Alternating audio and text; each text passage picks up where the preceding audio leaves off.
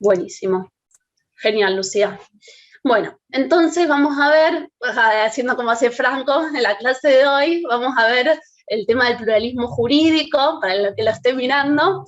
Y la primera cuestión en relación al pluralismo jurídico que plantea la doctora Seff es pensar el pluralismo jurídico y su abordaje disciplinario. Es un tema abordado por las teorías críticas que a partir de su abordaje sociológico del derecho, como veíamos en la clase anterior, pensar el derecho como práctica social específica, de naturaleza discursiva, en la que están expresados históricamente los conflictos, los acuerdos y las tensiones de los grupos sociales que actúan en una formación económico-social determinada, es a partir de este concepto de derecho y de cómo abordamos el fenómeno jurídico de la teoría crítica, que nos vamos a preguntar y vamos a analizar este fenómeno del pluralismo jurídico. Y a partir también de la vocación interdisciplinaria que tiene la teoría crítica. ¿Se acuerdan que uno de los últimos puntos a los que hacíamos referencia la semana pasada es pensar o estudiar el derecho no solo desde nuestra propia disciplina, sino recurriendo a otras disciplinas como la economía, la sociología, la historia, la psicología. En este punto, entonces, la antropóloga Graciela Rodríguez, que es docente de la facultad, nos plantea que cuando hablamos de pluralismo jurídico, nos estamos refiriendo a un concepto ambiguo.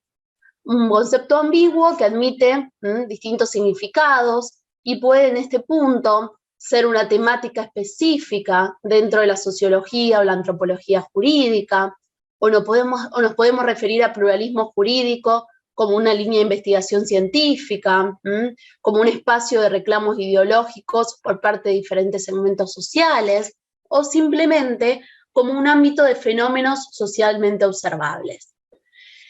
La doctora Seff nos dice que la cuestión del pluralismo jurídico o el fenómeno del pluralismo jurídico se vincula a la problemática del acceso a la justicia o del acceso a justicia, plantea, entendido como objeto social, como acceso a bienes y servicios y reparto de cargas. En este punto, en relación a la interdisciplina con otras ciencias sociales y en particular la antropología y la sociología, la noción de pluralismo jurídico va a estar ligada al análisis de las relaciones de poder a partir de actores y centros de decisión múltiples. Cuando pensemos en pluralismo jurídico, vamos a ver que vamos a dejar de pensar en un solo centro de poder, de monopolización del poder y creación del derecho, y vamos a pensar en otros actores y en otros centros de decisión.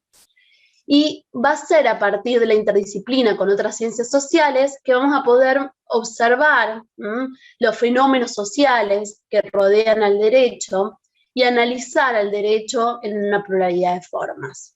Así nos dice la doctora Seff que el pluralismo jurídico se relaciona con el pluralismo social, con pensar en una sociedad diversa, en una sociedad en donde se admite o se reconoce el pluriculturalismo, el multiculturalismo, el interculturalismo, cuestiones abordadas por la antropología, justamente, en un mundo espacialmente conectado, como ocurre actualmente a partir de la globalización. E implica reconocer la identidad y la dignidad que atañen a todo sujeto. En este punto, justamente nos va a plantear que la constitución de los estados nacionales, el surgimiento de los estados nacionales, implicó la sanción de normas generales, iguales para todos, neutrales, que impedían detenerse en los particularismos, impedían ver la heterogeneidad social. Era un proyecto universalista que ignora la pluralidad social, lo cual se va a desvanecer, nos plantea, con el nacimiento de las ciencias sociales y en particular con la antropología, que como les decía, es la que estudia en gran medida todos estos fenómenos. Entonces, se pregunta la doctora Seff, dónde surgen o cuándo surgen estos primeros estudios en relación al pluralismo jurídico.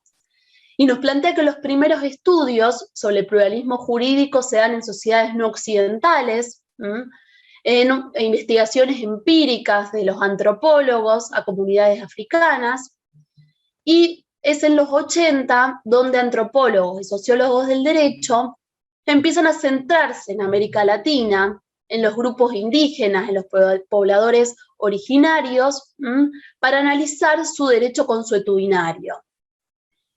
Y también van a investigar las formas alternativas que ofrece el propio sistema jurídico para resolver disputas, como son los servicios al consumidor, las defensorías del pueblo, ante la incompetencia, hay una L de más, de la administración de la justicia.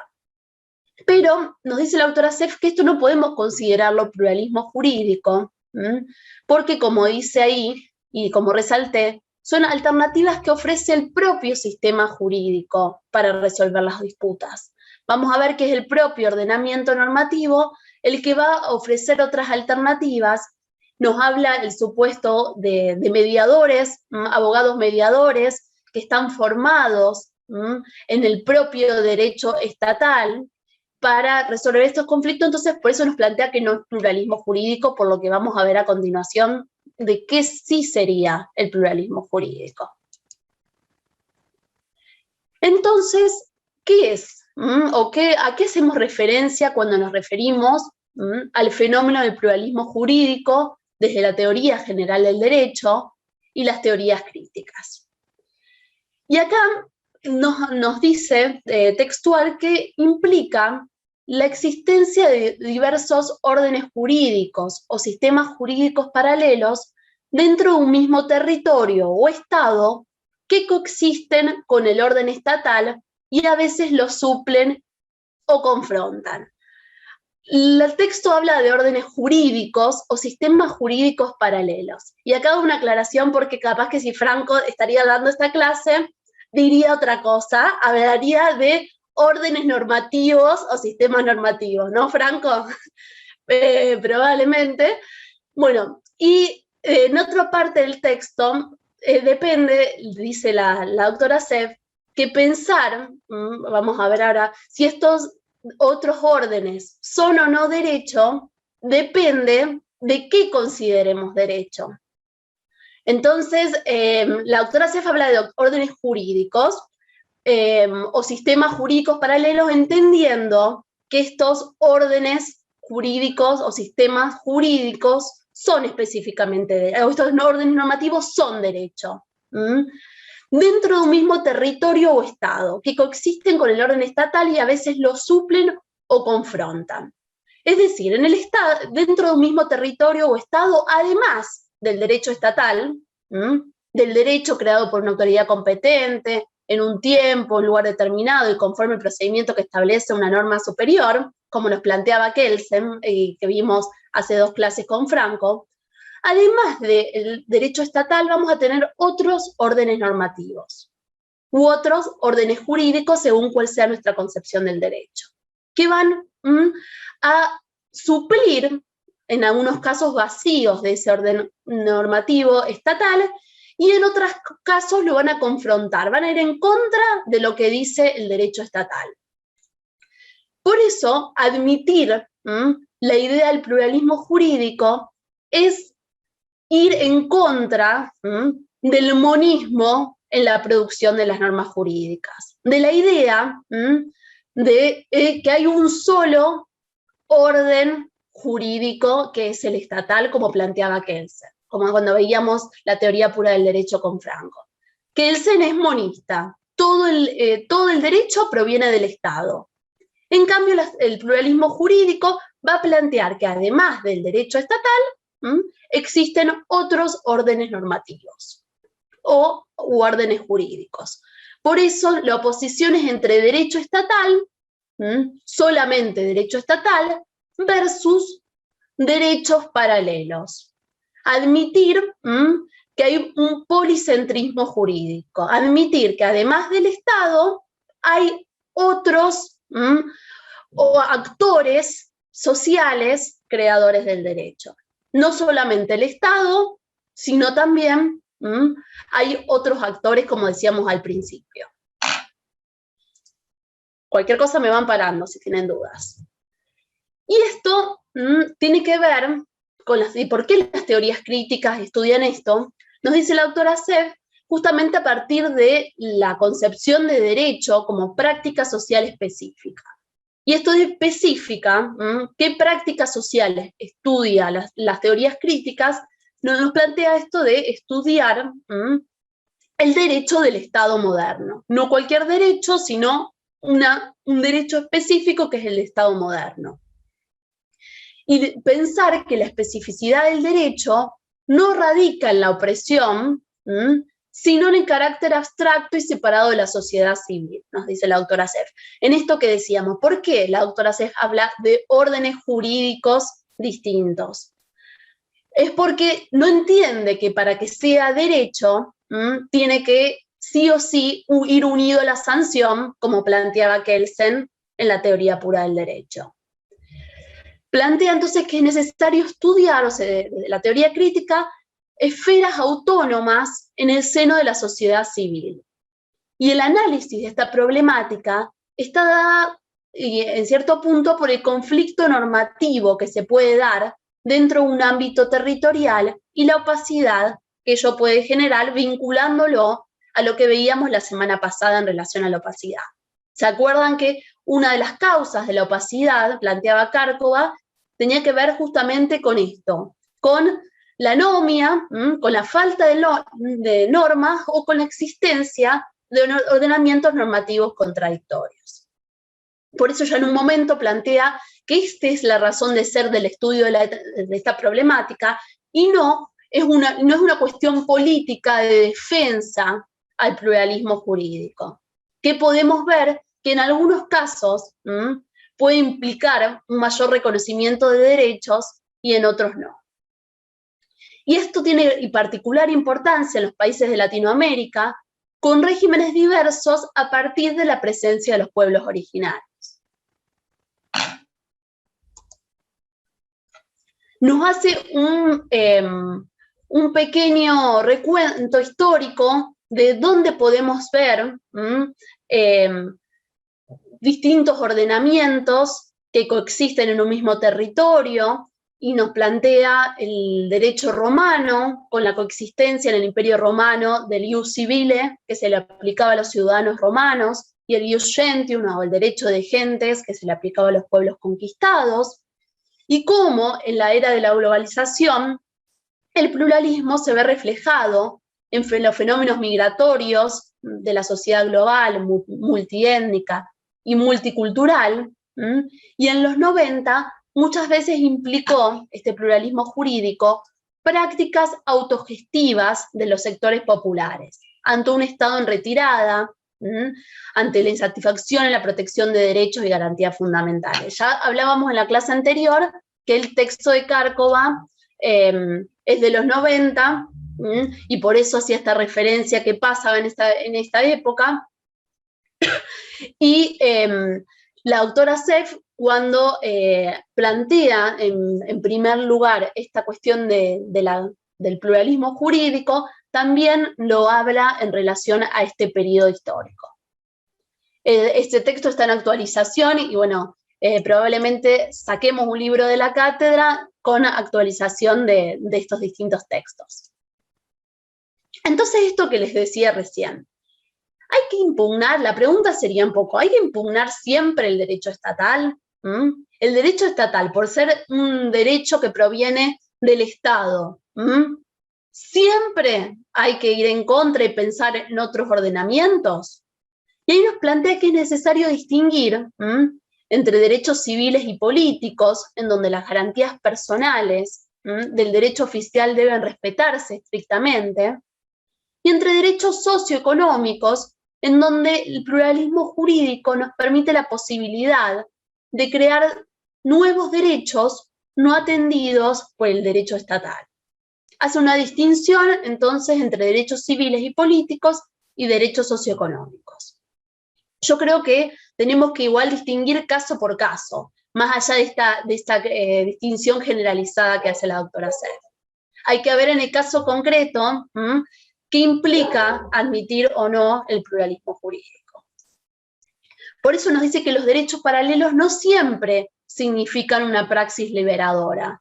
No siempre admitir otro ordenamiento implica una mayor garantía de derechos. Porque plantea, por ejemplo, el derecho alternativo en algunas favelas puede no ser por las cuestiones vinculadas al dominio y al poder en la propia favela. Y que hay otro pluralismo que es inconvalidable, no aceptable, que es el producido por grupos que no son legítimos, como la mafia, el narcotráfico. Entonces, nos plantea que vamos a afianzar los conceptos y distinguir entre monismo y pluralismo en la producción de normas. Hay dos acepciones del pluralismo. Una, que es la aceptación de varios órdenes que pueden convivir en un mismo espacio y tiempo, negando la exclusividad estatal en la producción normativa, que es el concepto que tomamos de pluralismo jurídico y que consideramos el concepto correcto de pluralismo jurídico. Y el otro concepto que plantea la existencia de subsistemas en el interior del ordenamiento jurídico, permitidos por la actividad estatal, cuando no delegaciones de la propia norma jurídica. Entonces, en el segundo supuesto, es como está resaltado ahí, es en el interior del ordenamiento jurídico. Es, por ejemplo, el derecho que se da dentro del ordenamiento jurídico, los sindicatos, que se dan organizaciones deportivas, me plantea estos ejemplos la doctora Seff, el derecho de las iglesias dentro del ordenamiento jurídico, lo que está permitido o delegado. Pero esta segunda acepción de pluralismo jurídico no es en realidad pluralismo jurídico, sino que es una expresión del monismo jurídico o de la teoría estatista, porque todo el derecho, en definitiva, es creado o permitido por el Estado. Es el Estado el que va a permitir que sean los sindicatos los que reformulen sus propias normas dentro del marco de la ley de asociaciones sindicales, por ejemplo. Después los propios sindicatos van a poder regular a través de reglamentos su propia organización. En este caso, en este segundo caso, seguimos dentro del orden estatal.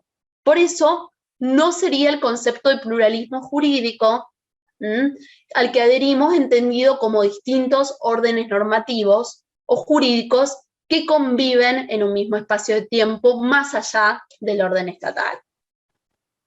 ¿Hasta ahora estamos bien? ¿Hay alguna duda? Buenísimo.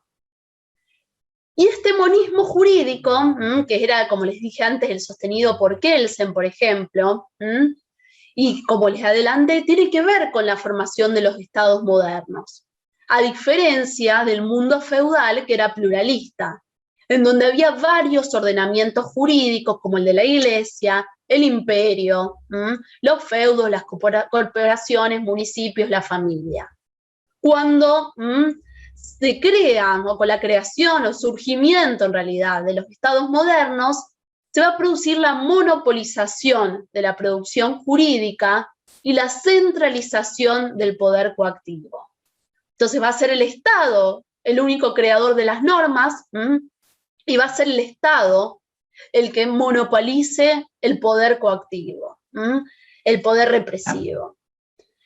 Justamente esta idea, como les decía antes, el monismo jurídico, tiene que ver con el positivismo de Kelsen, de Hart, que estuvimos viendo en clases anteriores, en donde se asemeja la idea de Estado a la idea de derecho.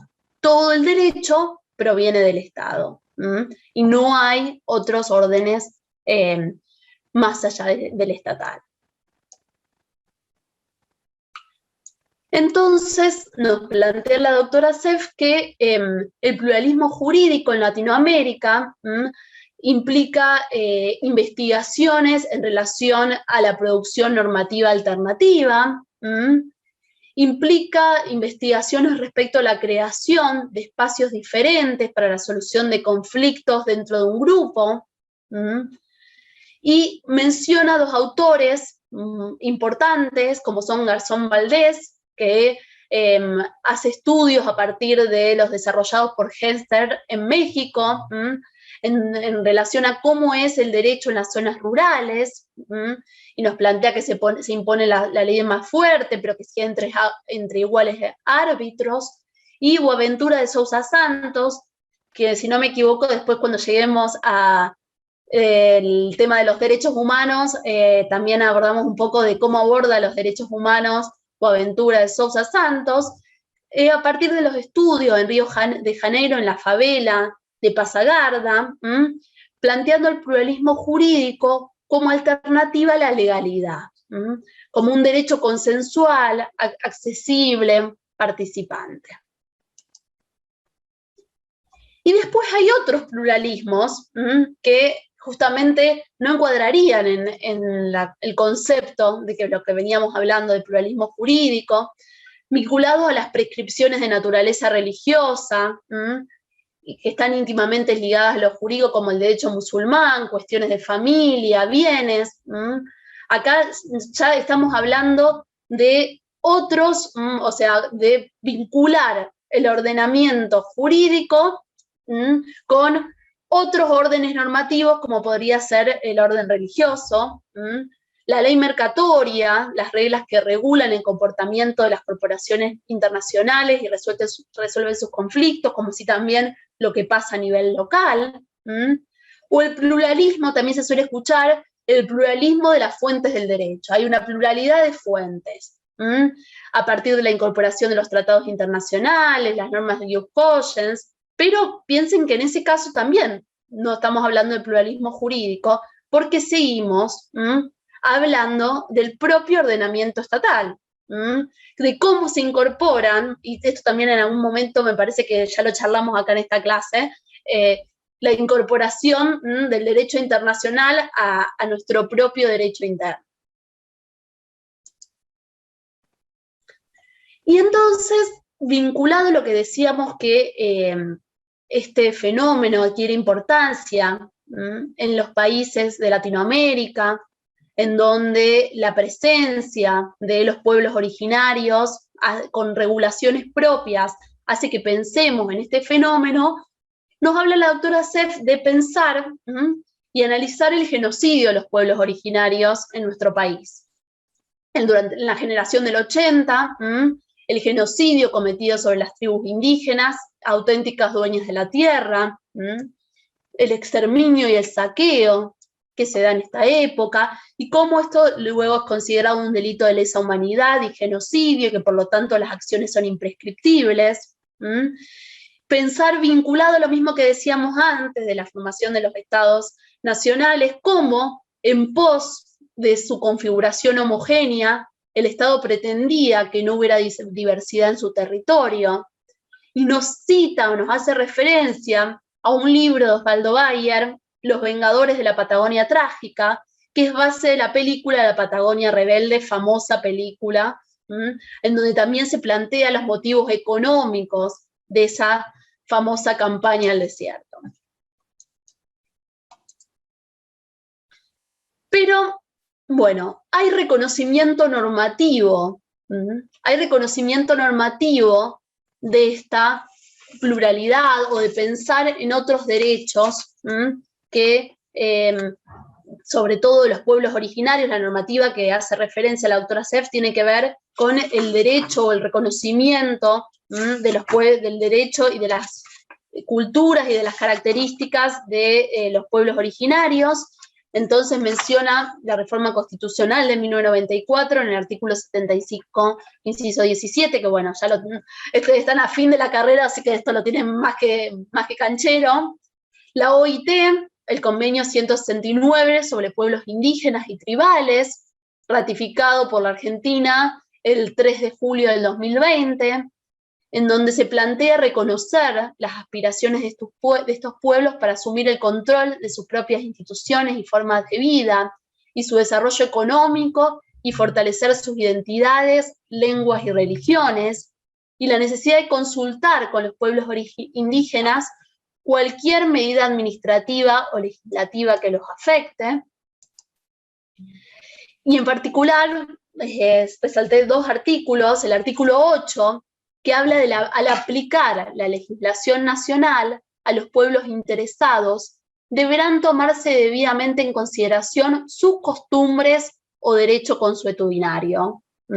O sea, lo que admite un poco reconocer que además del derecho estatal, además de la legislación nacional, tenemos que tener en cuenta sus costumbres o derecho consuetudinario, que dichos pueblos deberán tener derecho a conservar sus costumbres e instituciones propias, siempre que éstas no sean incompatibles con los derechos fundamentales definidos por el sistema jurídico nacional, ni con los derechos humanos internacionalmente reconocidos. Entonces acá está esta cuestión, ¿qué pasa cuando las costumbres o las instituciones propias sí van en contra de derechos fundamentales definidos por el sistema jurídico nacional, o sea, por el derecho estatal, o derechos humanos internacionalmente reconocidos? ¿Qué hacemos ante esa situación?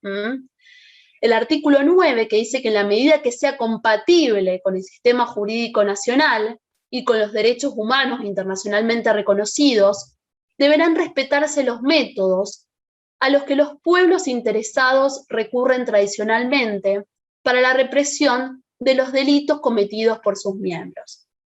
Entonces esto, viene ahí siempre la pregunta que yo les hago a mis alumnos de primero y cuando charlamos, bueno, vinculado con el concepto, esto que decíamos, ¿qué pasa? Entonces, y creo que también acá ya lo charlamos un poco en alguna de las clases, ¿qué pasa entonces si estos derechos paralelos se oponen, van en contra del derecho estatal? ¿Qué hacemos? ¿Hacemos prevalecer el derecho estatal? ¿Tenemos en cuenta los paralelos? ¿Cómo resolvemos? Si decimos que resolvemos sin más haciendo prevalecer el derecho estatal, ¿qué les parece? ¿Tendríamos una postura, una posición pluralista? ¿Seríamos más positivistas? ¿Qué les parece en relación a eso? Si prevalece el derecho estatal es positivista, monista, digamos. Exacto, porque si nosotros terminamos diciendo y llegamos a la conclusión de que está todo bien que exista derechos paralelos, pero, ojo, siempre y cuando prevalezca y ahí reconozcamos el derecho estatal, nos estamos convirtiendo bastante en positivistas. Y a veces, por eso es interesante pensar que cuando se presentan conflictos vinculados a ordenamientos paralelos, hay que indagar, o sea, un juez que tenga que resolver o un abogado que le toque, tiene que indagar, vinculado también a la interdisciplina, a lo que veníamos diciendo, tiene que indagar no solamente, bueno, lo que dice el derecho estatal, sino justamente esto, bueno, cuáles son las costumbres propias de ese pueblo, cómo es la forma de relacionarse, cuál es cultural, bueno, no sé si sería culturalmente, mamá que es antropóloga me diría culturalmente no, bueno, a indagar con una trabajadora social, o sea, recurrir a la interdisciplina para que la decisión en el fondo no termine siendo positivista. Sin más, si uno cree que el pluralismo jurídico en determinados casos es beneficioso y que uno tiene que mirar el derecho más allá del derecho estatal. Si nos encuadramos en una postura monista, estatista, claramente no tendremos en cuenta ninguna de estas cuestiones.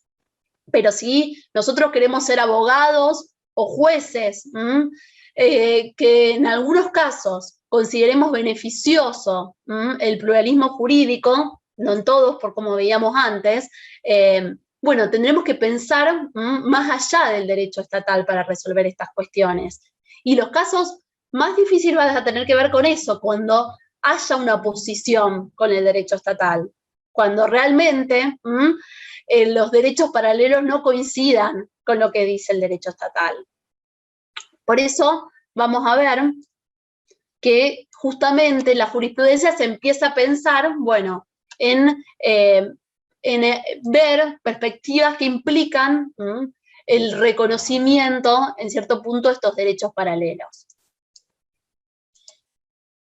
Bueno, tenemos la Ley Nacional 26.160 del año 2006, que habla de la emergencia en materia de posesión y propiedad de las tierras que tradicionalmente ocupaban las comunidades originarias, que es prorrogada por leyes posteriores, el decreto 1122 del 2007, que reglamenta la ley nacional, las 100 reglas de Brasilia sobre acceso a la justicia de las personas en condición de vulnerabilidad, del año 2008, de la 14 Cumbre Judicial Iberoamericana, y nuestra Corte Suprema de Justicia Nacional adhirió en 2009, que entre las condiciones de vulnerabilidad menciona justamente la permanencia a comunidades indígenas, el Código Civil y Comercial de la Nación, que el artículo 18 habla de que las comunidades indígenas reconocidas tienen derecho a la posesión y propiedad comunitaria de las tierras que tradicionalmente ocupan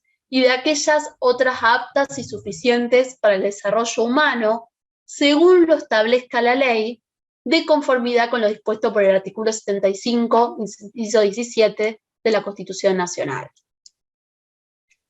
Y la doctora Seff después hace un recuento o un desarrollo de lo que entienden como mojones jurisprudenciales, casos en donde se aplica esta normativa. Algunos de estos casos podemos pensar que son supuestos de pluralismo jurídico y en otros en realidad es la aplicación de la normativa nacional vinculada a la temática. De hecho, en este caso que menciona la justicia de Tucumán, un caso de la justicia de Tucumán del año 2011, en donde se invocó la ley 26.160 e impidió el desalojo de una comunidad de indios quilmes, planteando el respetar el territorio indígena y que llega hasta la Comisión Interamericana, podemos pensar que ahí el argumento fue la propia ley 26.160. Entonces, es pensar si en estos casos, en algunos, es la consagración normativa del reconocimiento de derechos indígenas y en otros es aplicación de derechos paralelos, más allá de lo que dice el orden estatal. Entonces, bueno, hay un recuento de fallos que, léanlo, está un poquito más explicado. Reconoce otro de Chubut, reconoce la vigencia de la ley 26.160, suspendiendo el llamado de autos para sentencia en un juicio promovido por la Compañía de Tierras del Sur Argentino Sociedad Anónima. Uno de Bariloche, del 2011, donde sobrelleyó a una mujer mapuche acusada de cortar un camino vecinal para impedir que una empresa petrolera desmontara un bosque sagrado.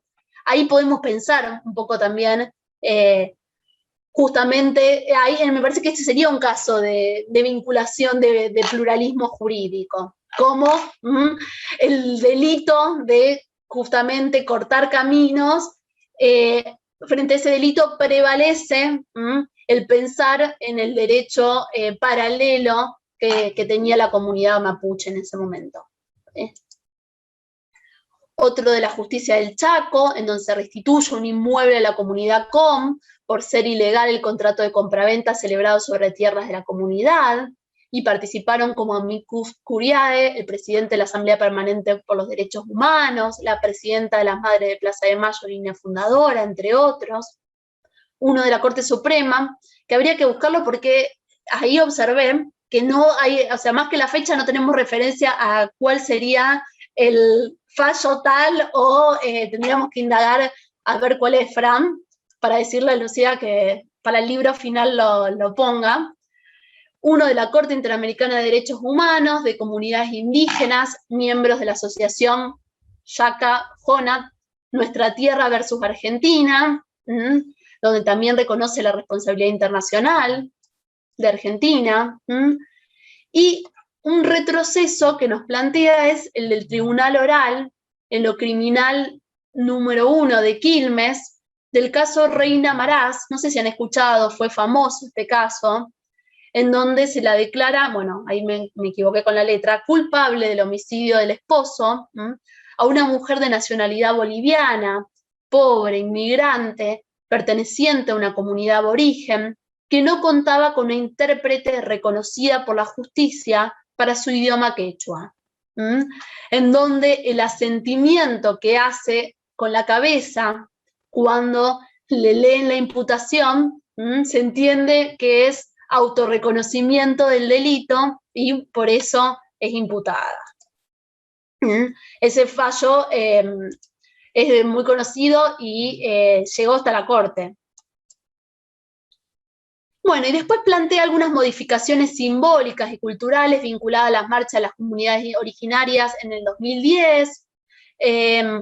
Ese mismo año se dejó de festejar el 12 de octubre como Día de la Raza, siendo celebrado desde entonces como Día de Respeto a la Diversidad Cultural. En el 2013 se conformó el Observatorio de Derechos Humanos de Pueblos Indígenas, que creó el Centro de Documentación Cristina Lincopan para visibilizar las múltiples formas de discriminación a mujeres indígenas.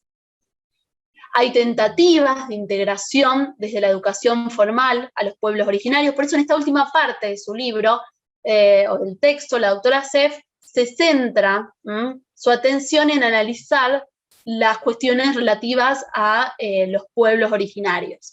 Hay un libro también, hay uno de los que es muy interesante, de esto que sacaba InfoJust, filosofía, que bueno, no sé cuál es ahora de esto que tengo acá, que es todo dedicado a pluralismo jurídico, ¿no?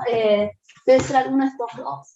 Pero que está bueno porque lo pueden buscar los de InfoJust, los pueden buscar en internet. Además de estar en papel, se consigue en papel, en internet, están en papel y se consiguen en internet.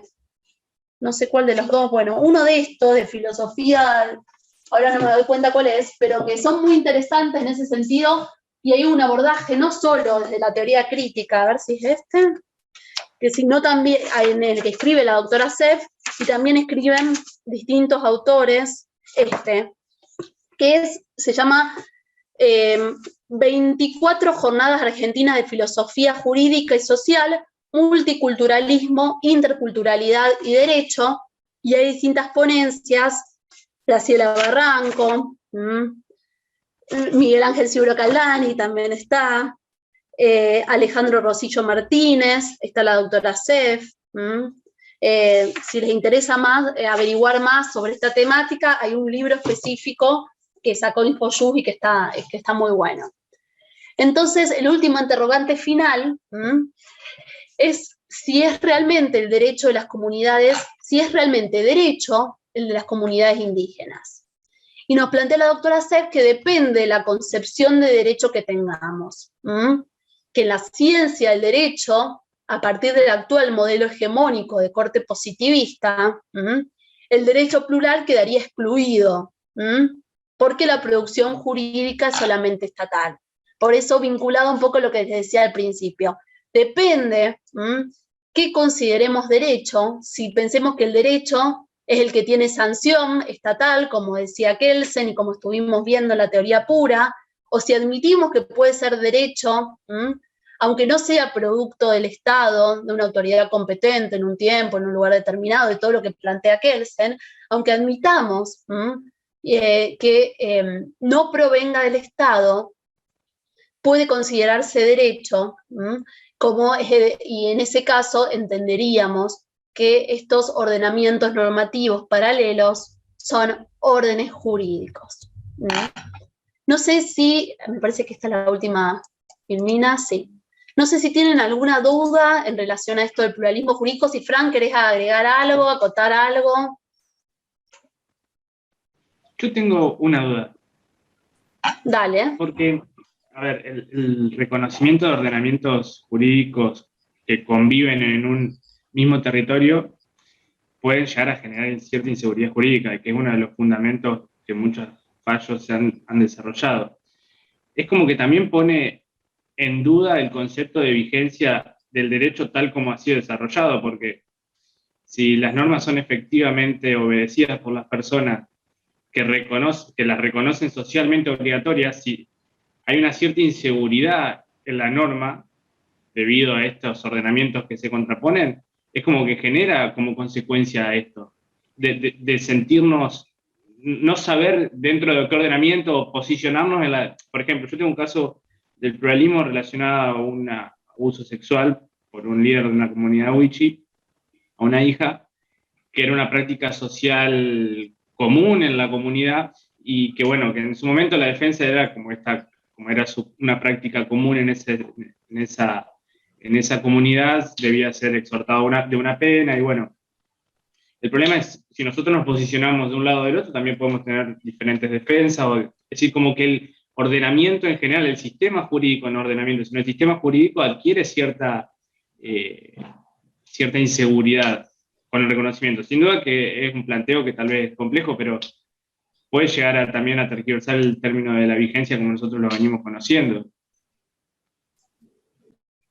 Sí, coincido, Santiago, coincido que justamente el pluralismo jurídico pone en cuestión, y por eso también vinculado a lo que veíamos la semana pasada, hasta también es una causa de opacidad, porque pone en cuestión a ver cuál es el derecho entonces vigente, cuál es el derecho que tiene que aplicarse, los sujetos a qué derecho o a qué ordenamiento normativo someten su conducta.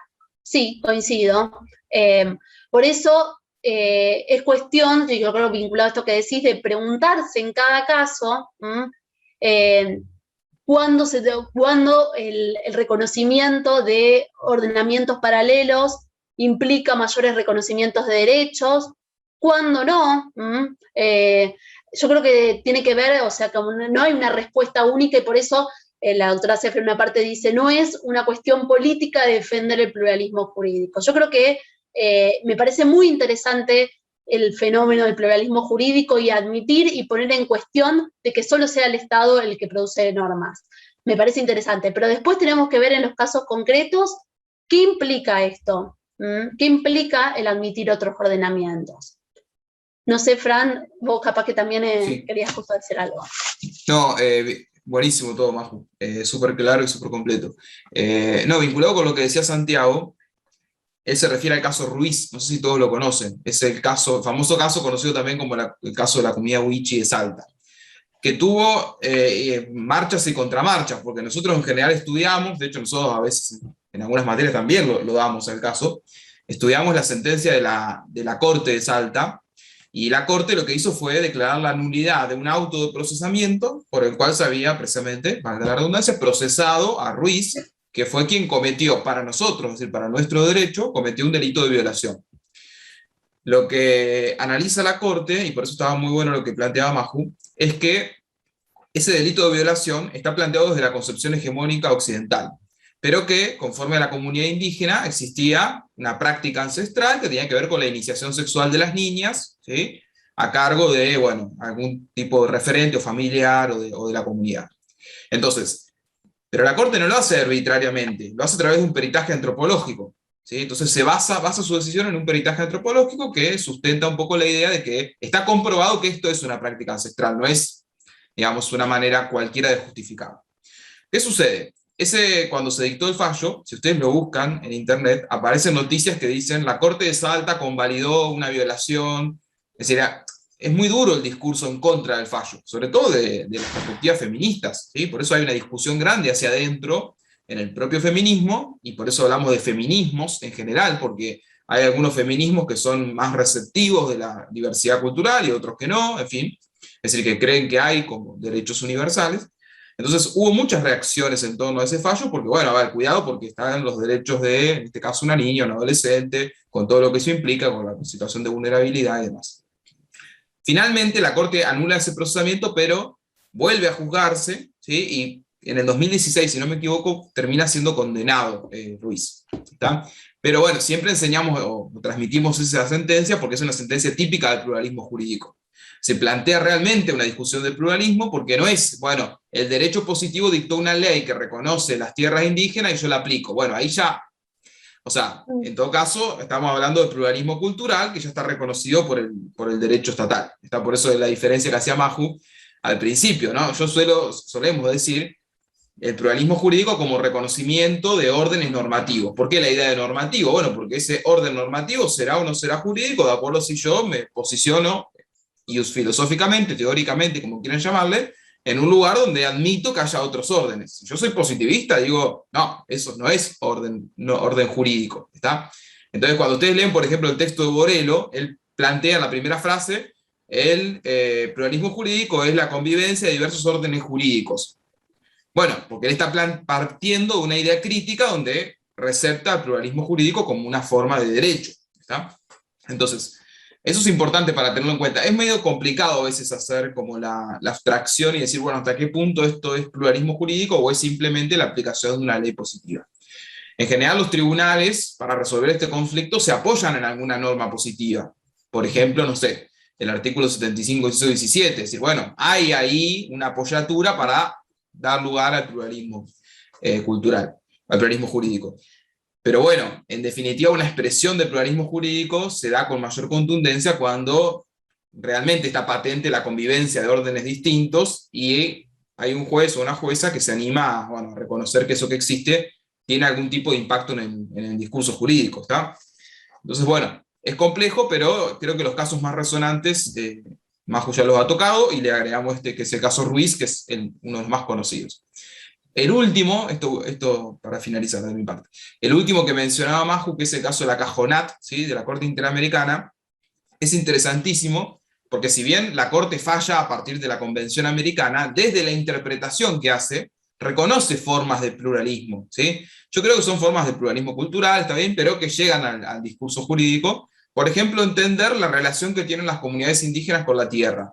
¿Sí? Este ejemplo me parece que es el más claro. Si nosotros hablamos del derecho de propiedad, ¿cómo lo entendemos en nuestra lógica? Lo entendemos como una relación entre una persona y una cosa, ¿sí? Así nos han enseñado en derechos reales, ¿no? El dominio, bueno, y todos los demás derechos de propiedad, pero siempre hay una relación entre personas y cosas.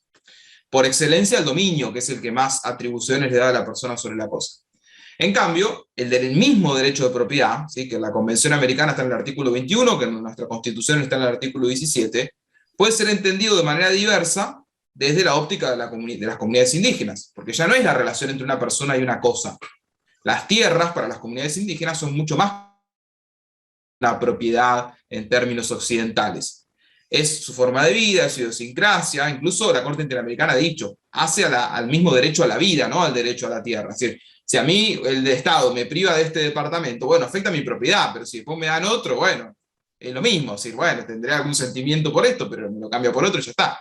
En cambio, la comunidad indígena, no. Es decir, la relación con la tierra es una relación de subsistencia, ¿está? Entonces, eso para mí son algunas ideas interesantes para pensar cómo incide este discurso del pluralismo sobre el derecho. El tema también está lo que yo lo pienso, de si tiene que aplicarse totalmente a su derecho, digamos, y dejarse de lado el estatal, o aplicarse totalmente al estatal, porque si no también no habría igualdad ante la ley tampoco, digamos. No sé si me explico. Igual, respecto a la cuestión de las tierras, eso no es solamente de los pueblos originarios, ya son cuestiones que están inmersas en el campo jurídico hace tiempo. Quizás sí, la mayoría o el poder dominante no lo quiere aceptar, es justamente por intereses políticos sobre la propiedad de la tierra. Pero incluso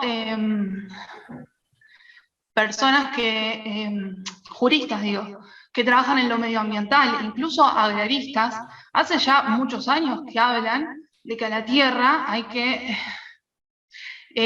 tratarla de una manera diferente, digamos, a un objeto, porque tiene vida. De hecho, muchas leyes ya abordan esto.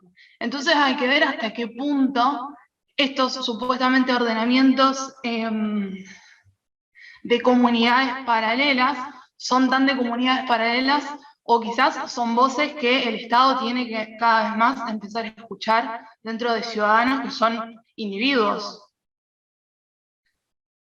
Bueno, a ver, hay evidentemente un punto de contacto entre cierto discurso ecocentrista, digamos, que es un nuevo paradigma en torno al entendimiento del sujeto de derecho, por ejemplo, y el tratamiento, la relación de las comunidades con la naturaleza. Hay un punto de contacto, pero no quiere decir que las comunidades indígenas tomen, o sea, echen mano de ese discurso. Evidentemente, ¿no?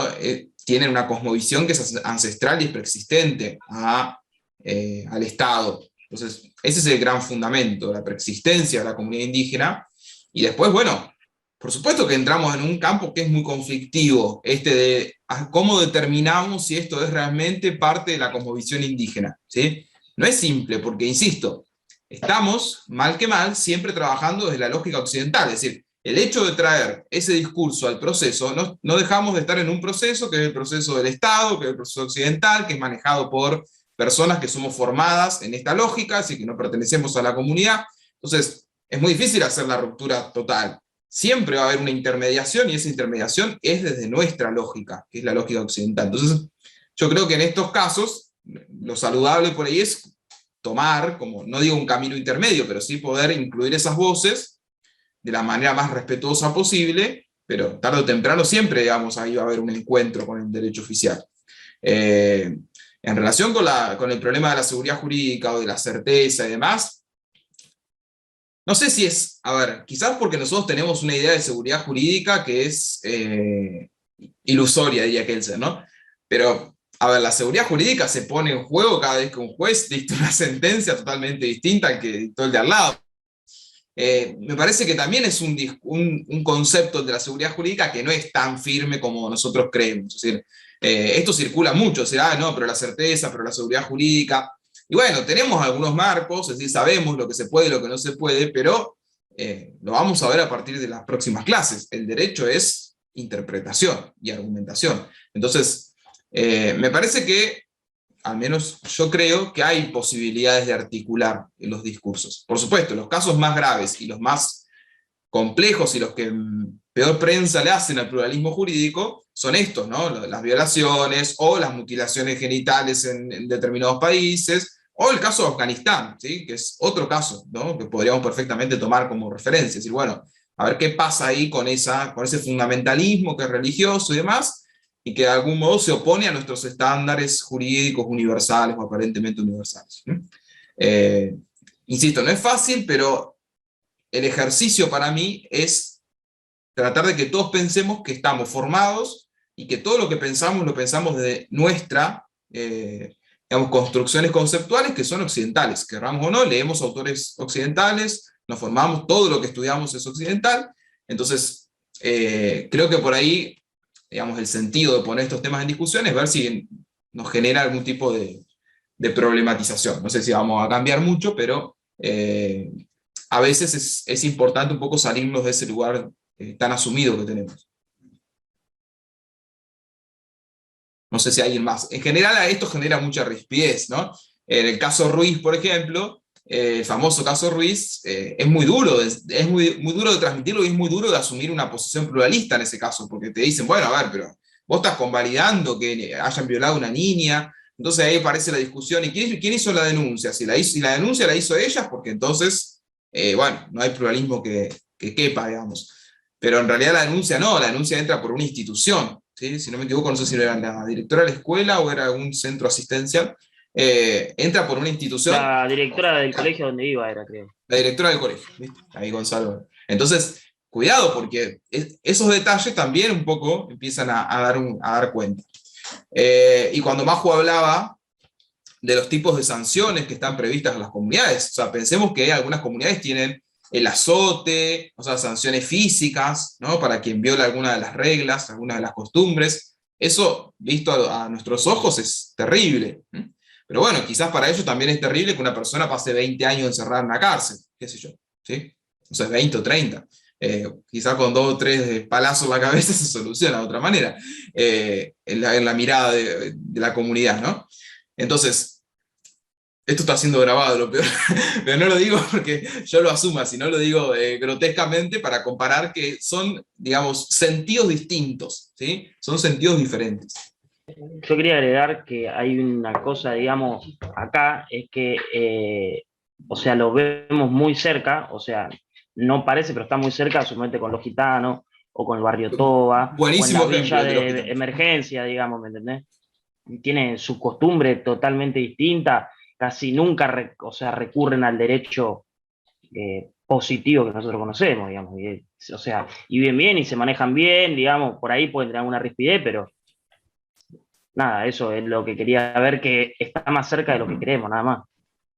Sí, es cierto, porque parece que estamos hablando de ejemplos, bueno, que hay que ir a Jujuy o a Salta o a alguna comunidad de Neuquén para hablar del pluralismo, y esto pasa acá, ¿sí? Es decir, hay formas de resolver las relaciones que son distintas, que están al margen del derecho nuestro, y sin embargo, por eso digamos, la teoría crítica pone el acento ahí, porque un poco taparse los ojos frente a eso, es decir, hay relaciones y hay modos de resolver esas relaciones, es decir, no es que las relaciones la comunidad gitana o de la comunidad, de la comunidad toba aquí, ¿no? Se resuelven digamos, a través de las instituciones estatales y nada más. No, ellos viven y resuelven sus conflictos de una manera, quizás, por supuesto, tienen más relación con el Estado, quizás que una comunidad más aislada, pero hay ahí normatividad, ¿sí? Hay formas de establecer, bueno, hasta acá llega mi territorio, hasta acá llega el tuyo, te transmito esta propiedad de esta manera, o te la transmito de otra. Es decir, no hay que ir tan lejos tampoco. Piensa en cómo se transmite la propiedad en una villa de emergencia y listo. O sea, no es a través del boleto de compra-venta, la inscripción la escritura y la inscripción en el registro. Entonces, hay dos opciones frente a esto en términos teóricos. O me quedo con la posición positivista, digo que eso no es derecho, o entiendo que ahí hay algo que merece ser estudiado desde la ciencia jurídica. Eso es un poco lo que, digamos, lo que resume la trascendencia de este tema para nosotros. Y que creo que a veces está planteado como algo, bueno, esto es información general, me sirve para pensar en Afganistán, pero no es tan así, porque puede haber pequeños casos, que son grandes casos, donde, bueno, tengo un discurso ahí, tengo el discurso de una persona que pertenece a una comunidad y que entiende la vida de una manera diferente. ¿Qué hago con eso? Digamos, ¿lo pisoteo o lo tomo para enriquecer el discurso judicial, por ejemplo? Entonces, yo creo, soy muy insistente con esto, pero creo que la escena de la interpretación es un margen, porque Franco decía, bueno, pero viola el principio de igualdad. Bueno, de acuerdo a cómo vos entiendas la igualdad, pues yo te puedo decir, la igualdad no es equiparar al occidental y al indígena. La igualdad quizás es reconocer a cada uno de acuerdo a su particularidad también. ¿Me explico? Es decir, también en el terreno interpretativo podemos pensar que la igualdad no es matemática, es una noción relacional, pero no es matemática. ¿Me explico? Entonces, ahí un poco lo vamos a ver cuando hagamos interpretación. Se juegan las herramientas que tengamos para dar cuenta de por qué elijo este sentido o aquel y cómo sostengo esta posición. Bueno, si elijo el sentido de tomar la voz de la comunidad indígena, tendré que argumentar, y eso es lo que queremos fomentar en este curso, es decir, tener herramientas para argumentar y tener también elementos conceptuales, es decir, desde la perspectiva de género, la perspectiva intercultural, la perspectiva crítica en todo su abanico de opciones. ¿Me explico? Es decir, pero bueno, ahí se juega un poco. ¿Cómo puedo dar razón de que me inclino por este sentido y no por lo que vienen diciendo todos los tribunales antes que yo falle, o antes de que yo plantee mi demanda, o antes de que plantee mi defensa, etc. Es un tema muy candente, pero para mí es súper interesante. No sé si alguien más tiene alguna posición. Se admiten también posiciones en contra, nosotros por ahí somos muy eufóricos. Sé que no es pacífico, y está bien en todo caso. Yo tengo una consulta. La Constitución boliviana es una constitución que se ha desarrollado por el reconocimiento pluricultural. ¿Cómo de alguna manera, no sé si resuelve o encara esta problemática de ordenamientos coexistentes en un lugar determinado? Bien, buenísima pregunta. Hay algo que se llama, pasa que el curso nos queda corto, porque realmente podríamos dedicarle a esto muchísimo tiempo. Hay una perspectiva que dentro del constitucionalismo que se llama nuevo constitucionalismo latinoamericano, ¿sí? O constitucionalismo latinoamericano, que creo que David después va a dar algo de esto, pero que comienza con la Constitución de Colombia del 91, si no me equivoco, la Constitución venezolana, la de Ecuador y la de Bolivia, que son ya del siglo XXI, 2008-2009, que precisamente la Constitución boliviana parte de la idea de que Bolivia es un Estado plurinacional, ¿sí? Entonces, admite la existencia de diversidad de naciones dentro del mismo Estado. Por lo tanto, Sí. Eso no puede dar lugar en un futuro a una posible desintegración más fácil, digamos. Yo tengo ahí una posición distinta, desde mi mirada, ¿no? Que también la aplico mucho para el sistema internacional, que es el sistema internacional de derechos humanos, que es algo que me apasiona, que tiene que ver con que, creo que lo decía, si no me equivoco, lo decía Habermas, en cuanto a que reconocer la diversidad, en lugar de desintegrar, integra. O sea, cuidado, en lugar de desintegrar, integra, porque es lo mismo que lo que sucede con el derecho internacional. Si yo en el derecho internacional vengo a imponer permanentemente y no escucho que, bueno, no es lo mismo el derecho boliviano que el derecho argentino, ¿sí? Sí. Planteo la conformación de estándares internacionales de una manera más dialógica, decir, bueno, a ver, ¿qué realidad tenés vos y qué realidad tiene el Estado argentino, qué realidad tiene el Estado chileno o el ecuatoriano? Me parece que eso fortalece más, por ejemplo, un sistema. Y en los estados creo que igual, o sea, si el Estado argentino se abre a reconocer que hay diversidad, no sé si es una debilidad o es una fortaleza, ¿sí? ¿Hay otros casos en el mundo que sean plurinacionales? ¿O es una tipo de prueba piloto Bolivia? Bueno, en el reconocimiento formal, así que la Constitución lo diga, el caso de Bolivia es paradigmático. Pero, por ejemplo, Canadá, para salir de lo que nosotros tenemos más asumido, más cercano, Canadá es siempre la referencia. Ustedes leen autores hegemónicos que trabajan estos temas, es decir, autores yanquis o autores europeos, siempre trabajan el tema de Canadá. Por ejemplo, Charles Taylor, que yo tengo un libro que me lo regaló la doctora Cef, que está en francés, que más me lo facilito, que de Charles Taylor, se escribe Taylor. Taylor es uno de los grandes autores que trabaja este tema del multiculturalismo en Canadá, porque en Canadá se da un problema muy serio, que es precisamente la convivencia de múltiples comunidades indígenas que tienen casi vidas aisladas entre sí, ¿sí? Totalmente diversas. Por eso el ejemplo siempre es Canadá.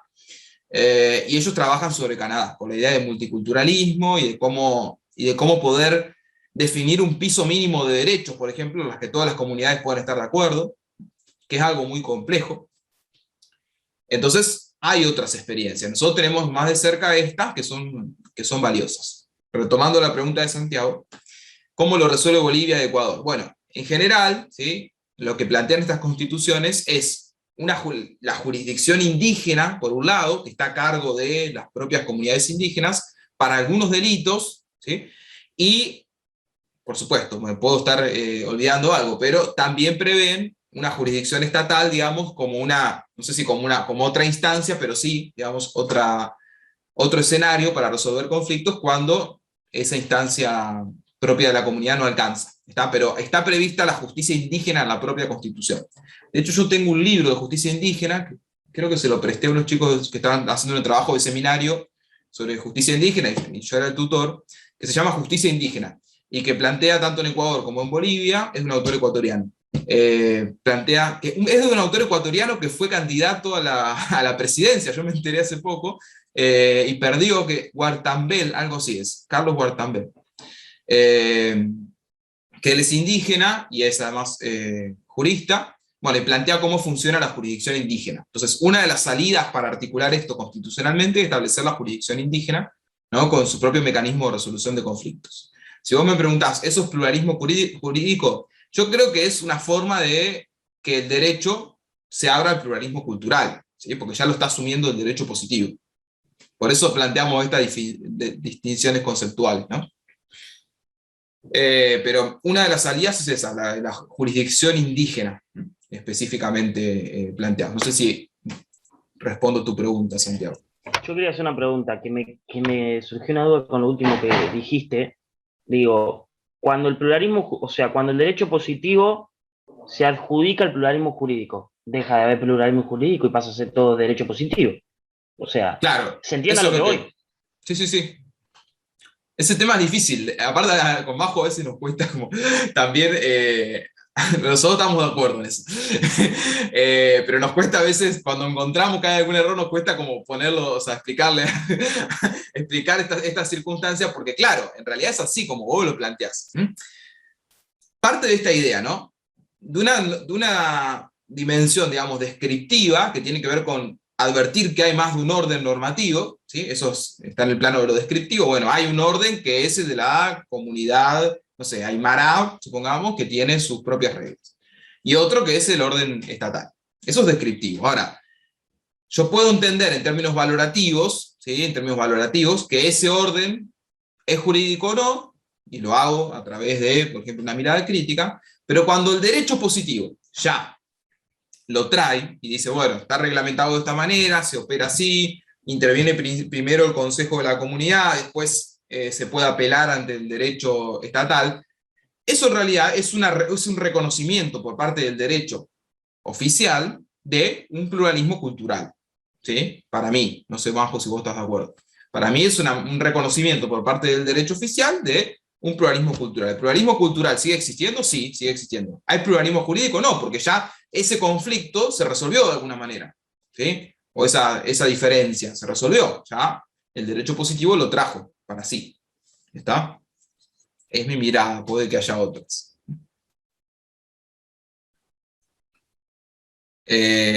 No sé qué quedó pendiente de todo lo que estábamos charlando. Santiago, pero está más o menos esta idea de la justicia indígena, Santiago, más o menos Sí, la sí, está Constitución bien. de Bolivia lo resuelve así. Está bien, el problema después va a ser un poco el limitar ante qué hechos y qué personas de alguna manera va a ser juzgado por la justicia estatal o la justicia indígena. Pero bueno, esa es otra problemática, sin duda. Sí. Es más, creo que, mintiendo, ¿no? Pero creo que hay como una diferencia entre tipos de delitos o tipos de intervenciones entre la comunidad indígena, digamos, la jurisdicción indígena y la jurisdicción oficial, pero hay un reconocimiento ahí, digamos, y una participación directa. Y otro tema central, que también lo mencionó Maju, es el derecho de consulta, ¿sí? Pero fíjense, ahí ya está positivizado. Bueno, hay que consultarle a la comunidad indígena, ¿no?, sobre su posición acerca de instalar una planta, no sé, de producción de determinada cosa en un territorio que es cercano a su comunidad. Ahora, cuando no se cumple con ese derecho de consulta, es un derecho que está positivizado, es decir, que está en el convenio 169, que está ya reconocido por los tribunales internacionales, entonces, bueno, si no se cumple es muy simple detectarlo. ¿Está? Esto es lo que ha pasado en la Cajonat en su momento, ¿no? En la Cajonat hay un avance sobre las tierras, la consulta está ahí en discusión, además se hacen obras públicas que afectan el normal desenvolvimiento de la vida de la comunidad. Bien, cuando se viola ese derecho de consulta, está entonces afectado. La Corte Interamericana lo ubica en el artículo 23 de los derechos políticos de la Convención Americana, por ejemplo. Fíjense, o sea, el texto de la Convención no dice nada sobre el derecho de consulta. Sin embargo, la interpretación que hace la Corte lo ubica allí al derecho de consulta previo. Entonces, ese es un tema interesante. Pero, bueno, no deja de ser un asunto polémico por los casos extremos, quizás, ¿no? ¿Algo más? No sé si Franco, yo respondí lo que vos me habéis preguntado, no me acuerdo. Ah, sí, lo del caso de Canadá. Esto un poco lo vamos a retomar, pero está bueno que ya lo hayamos planteado cuando veamos derechos humanos, ¿sí?, al final de la unidad, porque un poco la pregunta es si realmente son universales los derechos humanos, tal como están planteados, y si es posible, que es un interrogante también que está hoy por hoy en la agenda, por el caso Afganistán, si es posible llegar a un mínimo acuerdo sobre derechos que deberían valer en todo tiempo y en todo lugar. Nosotros, de nuestra óptica, posiblemente digamos que sí, es decir, bueno, nadie puede ser privado de la vida arbitrariamente, nadie puede ser afectado en su libertad de decisión, o sea, nadie puede ser afectado en su integridad sexual, probablemente digamos eso. Hay que ver si eso puede valer del mismo modo en todo tiempo y en todo lugar. Es algo que moviliza, al menos es la idea que tenemos, moviliza en cuanto a cómo estamos configurados teóricamente. Hay un libro de Boaventura que yo siempre lo referencio, que lo debo tener por acá, que se llama Si Dios fuese un activista de los derechos humanos. Y él plantea ahí cómo las diversas religiones también son discursos sobre la dignidad. ¿Está? Es decir, bueno, la dignidad para nosotros es la dignidad que surge de los derechos humanos, porque es el discurso que triunfó. Pero hay otras manifestaciones de la dignidad, no sé, en la religión, tanto la católica como en el resto de las religiones. Entonces el interrogante es, ¿rechazamos todas estas manifestaciones diversas o propiciamos un diálogo en el que se puedan llegar a ciertos acuerdos? Para eso hay que partir de una base, al igual que el juez que decide un caso donde hay pluralismo involucrado. Para eso hay que partir de la base que nuestra concepción, la occidental, es una más, ¿sí? Es una concepción tan incompleta como cualquier otra, no es la concepción en mayúscula, ¿sí? Que nuestra forma de criminalizar, de perseguir los delitos, de sancionar a las personas, es una opción. Es la opción que, bueno, que triunfó entre nosotros, que aceptamos o no, pero que, bueno, con la que vivimos, sí, pero es una opción, ¿tá? No quiere decir que sea eternamente la válida. Así que, bueno, eso es un poco el sentido. Bueno, al final nos consumió la clase, pero valía la pena. Teníamos previsto dar algo más de las otras teorías, pero siempre queremos profundizar un poco más en estos temas de teoría crítica porque consideramos que son centrales para esta materia y que probablemente no los hayan visto antes. Quizás algo en sociología, pero no sé si todos tuvieron esa experiencia. Maju, perdón, que te consumí todo el tiempo que falta. ¿Algo más? Yo quería hacer sí, Gonza. una cosita, un pedido para Maju. Si podía subir los PowerPoint a los campus, porque con lo de la teoría crítica, que a mí medio como que quedé ahí, la verdad que está bueno para repasar y recordar un montón de conceptos y de cosas. Por supuesto, sí, se los puedo subir también al grupo de WhatsApp como PDF para que también lo puedan desde ahí ver. Genial, mil gracias. No, por favor. Bueno, hablando de eso, ya le subí al campus recién el texto que faltaba, el de opacidad, ¿sí? Está en la sección de bibliografía. Y si quieren un texto, esto es como medio en confianza, ¿no? Un texto más corto del pluralismo, está también el de Borello, que está, pero no está en bibliografía, sino que está en lecturas. Vieron que hay dos secciones, lecturas y bibliografía. En bibliografía yo le subo, en general de manera ordenada, lo que vamos viendo, ¿sí? Lo que es obligatorio. Y en lecturas hay algunos textos sueltos, ¿sí? O algunos fallos que quedaron ahí. Bueno, ahí está el de Borello, que es un texto en el que se basa en gran parte, ¿no? La doctora Seff. Pero bueno, el de la doctora Seff tiene otros agregados que son interesantes, que son más largos, pero si ustedes quieren por ahí orientarse de manera más rápida, el de Borello es más cortito y también lo solemos usar, así que están en lecturas. Bien, ¿alguna pregunta, alguna consulta, algún comentario más? ¿No? Franco, yo no estoy en el Sí. grupo de WhatsApp, no sé si después pueden agregarme o... Ah, Santiago, mira vos, se nos perdió uno. ¿Alguien puede mandar el link? Gonzalo o alguno de los chicos, ¿puede mandar el link del grupo al chat? ¿O lo tengo que mandar yo? Lo vas a tener que mandar vos, a ver, porque A ver. si no somos administradores, el único Ah. que da el acceso al link es el administrador. A ver, espera que ya lo mando.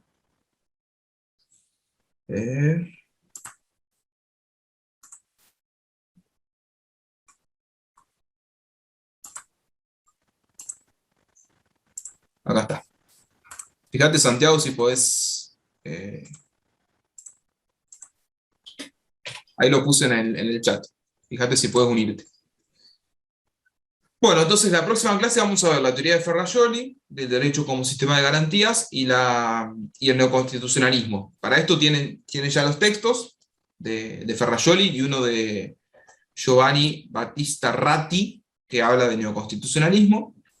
Con esto cerraríamos, digamos, la segunda etapa. ¿Está? Teorías críticas y teorías pospositivistas, digamos, en general, que son estas dos.